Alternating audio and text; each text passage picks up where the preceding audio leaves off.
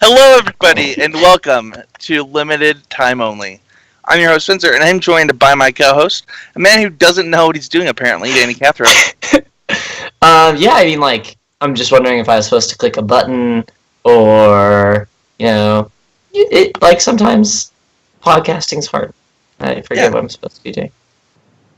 Well, we're excited to have you back this week, Danny. I know you've been missing weeks, and As usual, yeah. yeah.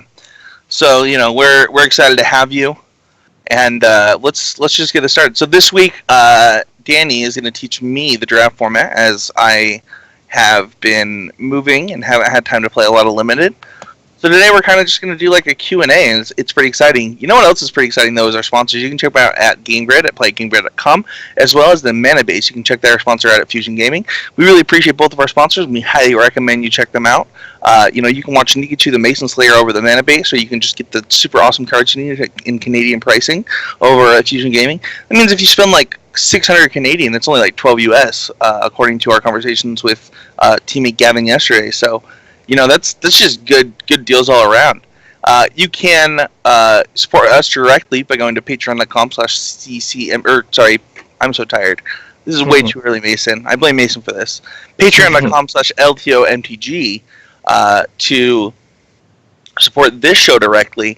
That is in U.S. dollars. Is kind of how we expect you to pay. So, quite a different currency level there. What's not different is the first segment on the show every week. This week we are doing our biggest movers, and Danny, I'm going to go first since I've only drafted the format once. I had one of those sweet 3-0s in my first draft, so that was good. And my biggest mover up is just a card that I think is a little bit underrated right now because I think that the kickers are really possible, and that's Fight with Fire. Mm-hmm. So, cutting out a little bit, but Fight with Fire as a mover up definitely makes sense. That card is ridiculous, and the games go really long, so you can definitely kick it. And probably like the majority of the games will go till you have 9 mana. Sometimes you'll have to use it earlier just as a curve consideration, but And it just kills bombs. Hmm? And it kills bombs on the front end, so yeah. No, like it kills almost everything in the format. Like there's like some big things that it won't kill, but like it's pretty ridiculous. And the mode of deal 10 damage to the face is probably the most common. You can get someone down to 10 pretty easily. Yeah. What about you? What was your biggest mover up this week? Wow. Is it really this bad? Yeah. My biggest mover up this week is going to be Elfheim Druid. So that's the O2 that you can tap for green, or you can tap for 2 green for kick spells. That one's really, really insane. Yeah, There's lots of good. I saw that doing really well in somebody else's deck the other day. It seems really powerful. Yeah, I've had several decks where I had that, and then several grow from the ashes. You can really just get so far ahead on mana that you can bury your opponent. And it feels more impactful than Landlord Elves. Like being able to get 2 mana out of it a lot of times is like a really big deal. Just because it's kind of like card advantage for your kicker spells. And sometimes Landlord Elves, if it's kind of like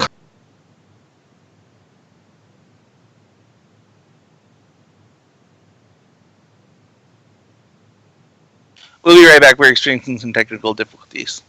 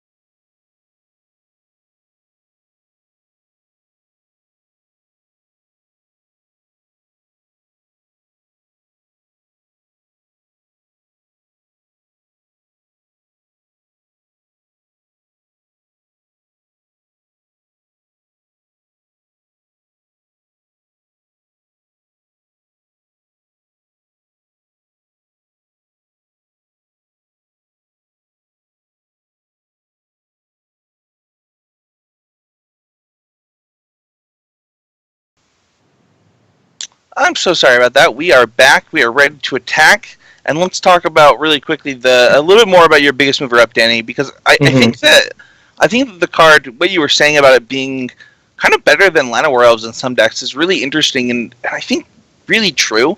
One of the things that I didn't even notice until I was watching one of my teammates play a draft that they were in is that you play this on turn 2 and you can actually kick the growth on the grow on turn 3, which is insane. Yeah, like there's so many games that if they don't kill it on turn 2, which is pretty hard because you're not attacking, it doesn't die to fungal infection. Like there's like so few cards that kill it that early, except for the Shivan Fire, and so it's pretty likely to survive on turn 2, and then lots of decks will get multiple copies of Grow from the Ashes, or like a Gilded Lotus also. I guess you can't ramp to that one. But the Grow being kicker is like really powerful. And then at that point you have all your splashes and you can play whatever you'd like. And you're at like, how much mana is that? Like 8 mana on turn 4 or something? Yeah. If you play land, you are at 8 mana. It's really powerful. I think it is a little bit underrated, so I agree with you as that being a biggest mover up. So my biggest mover down is X1s, and it is because like you just mentioned, which is fungal infection. Yeah, fungal infection has been sweet. I think it's like really reasonable to play it as a one of in most decks. It does enough that like killing 2/2s if your deck is kind of slow, which normally it is, or even if you're trying to be aggressive, they'll line up their 2/3 against your 2/2, or they're like you have a lot of similar bodies running into each other, and like it as 2/3s are pretty good in this format, I've actually realized, and so you need something to break through them if your plan is to attack with 2/2s, and so people are playing fungal infection anyway, so X1s kind of suck. Yep. Yeah, I completely agree. I think that the card is a little bit better than I would have envisioned going into the format. So, I do have X1s going down a little bit because of it. There's also like lots of saprolings in general, so it makes the X1s not like that great. What about you? What's your biggest mover down this week? Probably like I'm trying to think if I want to make it a specific card or just a general idea. So aggression is pretty difficult in this format, like as a general rule. So all of the vanilla 2/2s. So there's like corrosive ooze, the goblin that if you kick a spell, it go, like all of the 2/2s that have like minor upside have been pretty bad for me. Interesting. Corrosive ooze has actually been really good for me. I mean, that one in particular is like slightly better. But just like as a concept, the 2/2s for cheap, like I've only played one draft and watched one draft, so okay. My sample size is really small. But Ooze was one of the cards that impressed me that people were just unable to block it because they had like equipment on everybody. Yep. I mean, there's like some decks that it'll be good against, but the equipment, it's mostly a rare. Like the comma equipment, the best one is Jousting Lance. Yeah. That one's been impressive to me. But besides that, it's just like the rare equipment's really good for sure. Sure. Let's go on to our training hours this week. We're going to skip color of the week until I have a little bit of a better grasp on the format and we can kind of talk about it in depth together. Well, we're going to get into colors anyway. So this week, I'm just going to ask you questions, Danny. I've got a PPTQ later today. I'd love a little bit of insight. And let's start with in one line, what would your first impression of this format be? Like, how would you describe it in, one sentence? Probably you need to get value, but you also need a win condition, I guess. It's like you have enough time that you can do whatever you'd like, and you can dawdle around and not die, because the defensive cards are more powerful than the offensive ones generally. There's like some good cards that can punish you, like the Pegasus is pretty good, and if you're trying to dawdle too much, that card can kill you for sure. But as a general rule, you'll have time to enact your game plan. So cards and then at that point, each each player is going to be like fully functional. So way more than one line. Okay, all right. I had the initial line. Yeah, just like you need a way to win, and you're going to get enough time to do it. So. Okay. I think that you're just starting to answer other questions that I have for you. Ooh. And the next one is speed. So kind of keep going as to what you were saying. You know, the Pegasus is really good, but outside of that, you have really a lot of time to execute your strategy. Yeah. The vanilla 2-2s are pretty bad. So there's formats where the 2-2s are good. And those are where like 2-drops are actually effective at being aggressive. Like something like Long Tusk Cub is a 2-drop that is like terrifying, right? Because if you don't answer it, you will die. And even if you kind of play a blocker, sometimes that's not even good enough. There's no 2-drops like that in the set. Like, the best 2-drops all have kicker and are 1-3s, and you don't normally play them on 2 unless your opponent like demonstrates that they are going to try to be aggressive. Like, so many games you'll have the Skinwitch, is that what, the Cabal Skinwitch, I think, and or the Gitu Chronicler or Saproling Migration, and you'll have them in your hand on turn 2, and you could play them, and like maybe you will, but mostly unless your opponent like shows you that they're going to be beating you down, you will just be saving all of your kicker spells as long as you can, which that kind of goes to show how slow the format can really be. Okay. What about what? This wasn't on my list, but now you kind of made me want to ask this. So, are like combat tricks just bad? Yes. Yeah. They normally don't matter. So when the games play out like that, you don't care if you win combat because it's just a random dude, right? Combat tricks get really good when aggression's good, is because like they're so efficient, and you can trade 1 or 2 mana for their 3 or 4 drop. Okay. But it doesn't seem to play out like that. Okay. I'm sure there's going to be some aggressive decks that are successful, but most of the time it doesn't play out like that. What are some of the biggest differences in the sealed and the draft format?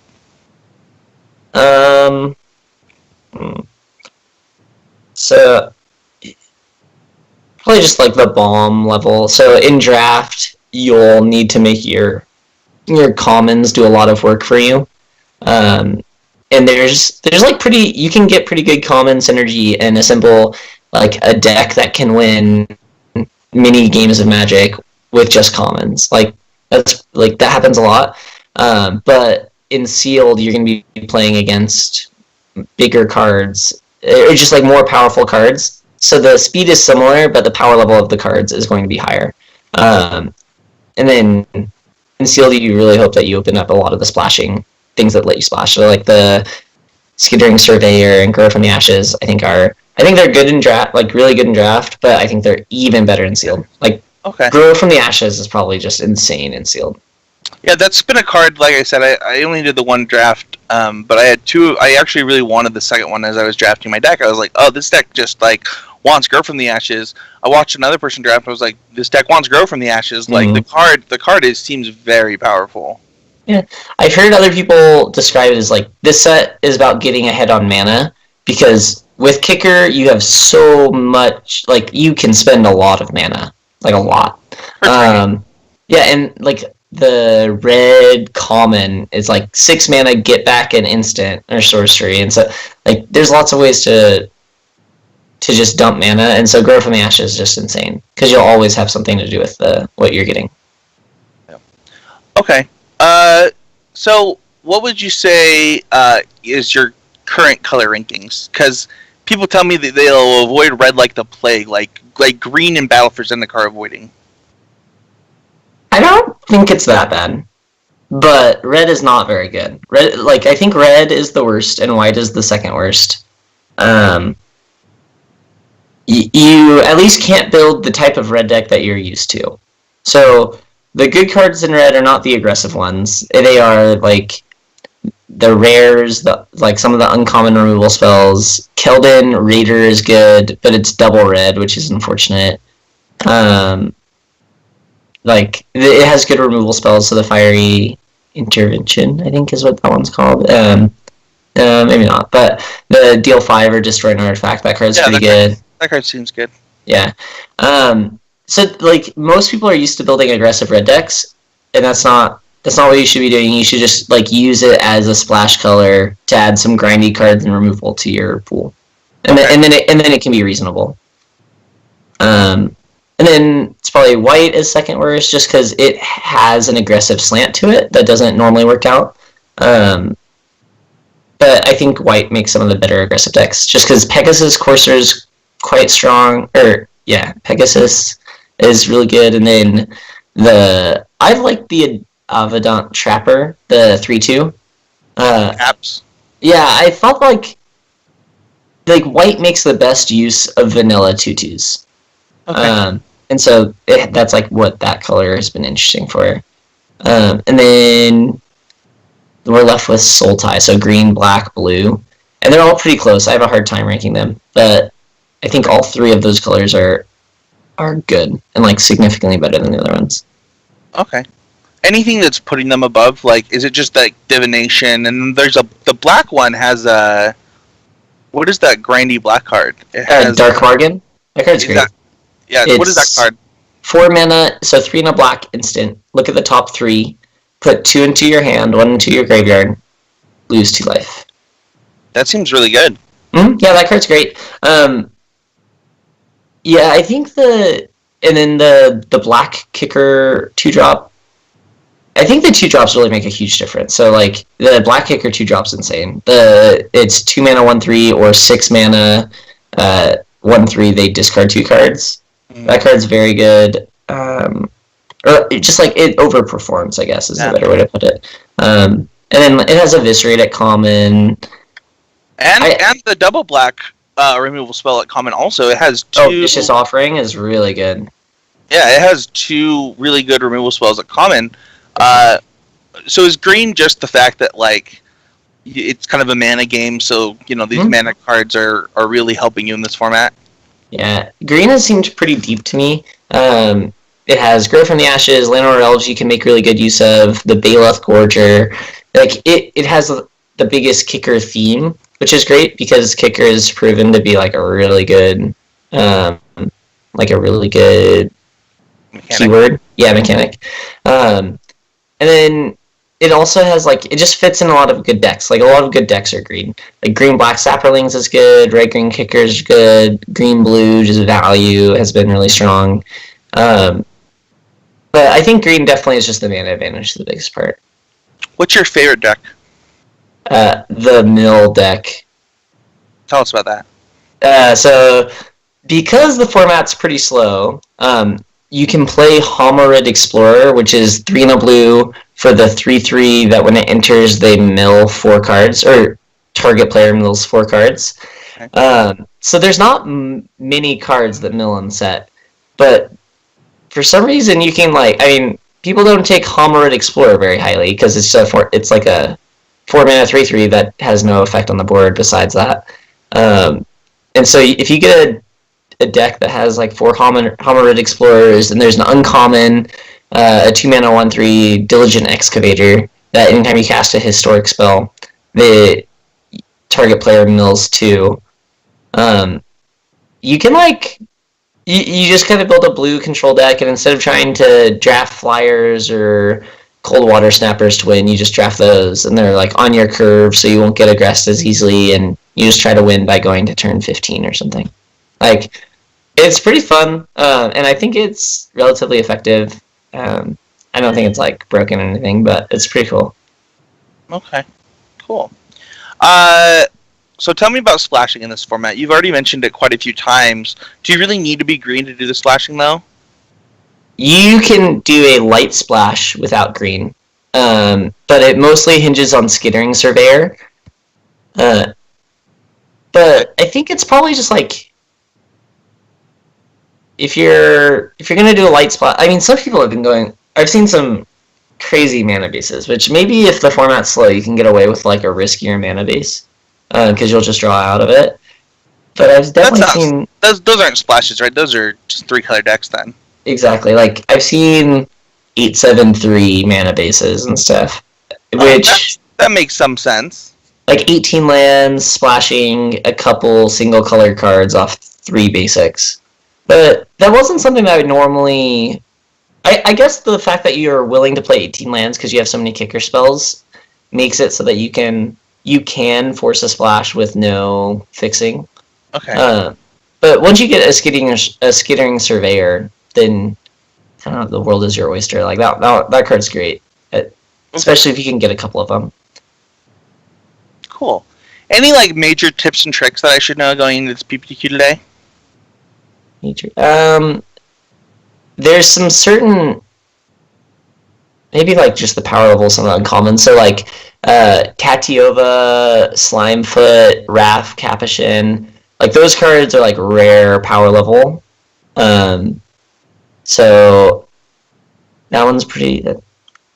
Those are like overperform for sure. What else? So how good is like? Ooh, I did come up with one. Like removal then, like how important are your removal spells? Can you not waste them like at all? Because it sounds like every card is good. Yeah, slow rolling removal spells is definitely more common in this set than it has been in the past. Like if your opponent plays a 2/2 for 2, you like probably don't need to Vicious Offering it. Okay. Right. Like you can just play a 2/3. Okay. Unless, I mean, you kind of have to get a read on the game. Like, if that's their main win condition is trying to play Corrosive Ooze and attack you, then sure. But most decks, that's not how the game's gonna end up. They're gonna kill you with a flyer or with a rare. Okay. One interesting thing that I think you can do in Sealed is definitely main deck a Broken Bond or the white one, the Invoke of the Divine. Okay, so those are just better in Sealed because what 70%, 80% of the decks are going to play one.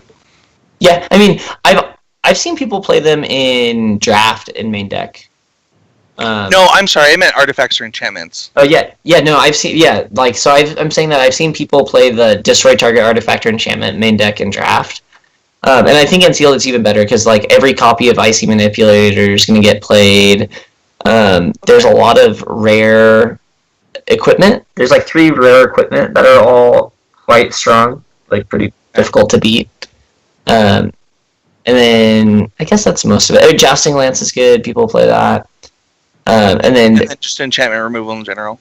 Yeah, and then there's like some pretty strong enchantments. There's Deep Freeze and Seal Away. Okay. Seal Away, yeah. Cool. Well, that is helpful, Danny. So thank you so much. This is a bit of a shorter episode, so we just want to thank our sponsors, both Game Grid and the Mana Base. Check them both out. You can support the podcast directly by going to patreon.com/ccmtg. Oh my gosh, that is not the right one. LTOMTG. I'm like falling asleep, dude. You can find us at Spencer13H and DJ Cathro on Twitter.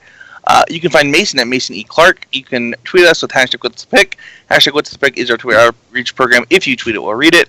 You can subscribe to the podcast on iTunes every week, and hopefully soon Google Play as well. But Danny, you have a What's the Pick that people are already responding to, and I'm a little interested. So this pack is very good. So it's got. Is it Evra? It's got Evra. It's got Elfheim Druid, Fight with Fire, Deep Freeze, Vicious Offering, as kind of like the notables. For me, it's between Evra and Fight with Fire because I've seen Evra on streams be crazy. So Evra hasn't been like that insane for me. Okay. But I could be wrong. So I think that Fight with Fire is the best power level card. Yeah. And then I've actually been pretty down on Evra. Like I think Evra's okay, but okay. I just saw like lots of screenshots of it like being like 200s. So that means that you are also life is like that. So yeah. So what happens with Evra is it's a 4/4 lifelink that doesn't have flying, and you can pay 4 mana to switch its power. Flying. Yeah, no, it does not have flying. And then it switches its power with your life total. It doesn't switch its toughness. So you have to like kind of create some way for it to attack and not die. So the biggest way that I've seen people pop off, I saw someone have Evra equipped with the legendary sword that gives it plus X, where X is the number of lands that you control. Black Blade Reforged, that one. And then they got up to like 8 mana and they were switching it every turn. And then the way that her ability works is that your life total is just going to go up increasingly, and her power will be going up increasingly because it doesn't read the sword when it's changing her base power. And so it was like 8 mana, gain 8 life, give Evra 8 more power, or something like that. And so that's probably how you saw it get like up to 200 power. Okay, and that's also why they weren't dying, because it doesn't have flying. That makes sense. Okay. Yep. Yeah, so Fight with Fire seems like what I would pick. However, I could see the argument for Druid so far from what I've seen for this format. Yeah, I mean, I think it's closer than I would have thought initially. I think you should probably still take Fight with Fire.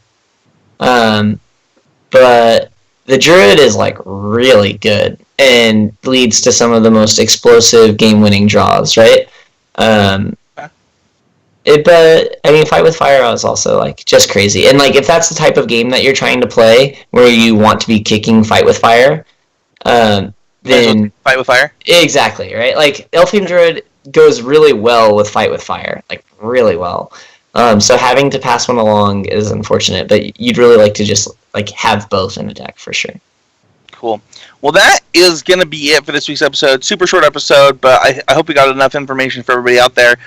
We'll be back next week with kind of our initial impressions episode, so we'll both have our initial impressions rather than just me asking Danny questions.